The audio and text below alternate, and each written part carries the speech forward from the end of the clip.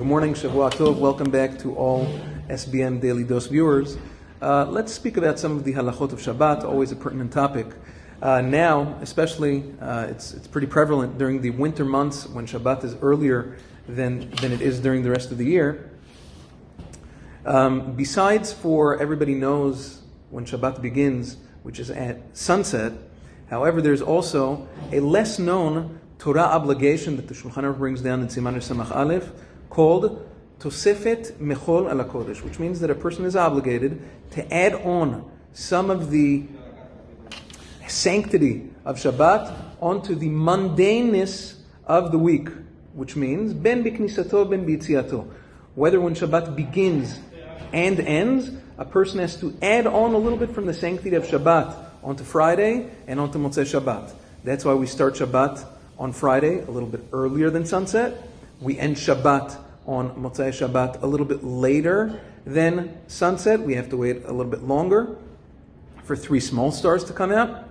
So that is, according to many Rishonim and Maran Shulchan Aruch, it is a positive Torah commandment.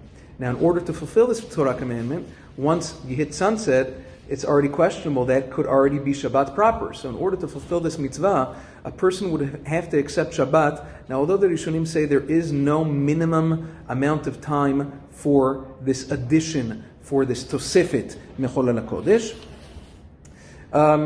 the Rosh and other poskim say about 2 minutes is perfectly sufficient. If a person comes even a few minutes before sunset and accepts Shabbat at that point, one has fulfilled this mitzvah. That's why it's always better for a person to calculate appropriately, especially during the winter months, to make sure to get to Bet HaKnesset or whatever it is that a person's praying on Friday night, to make sure to be able to get this mitzvah as well.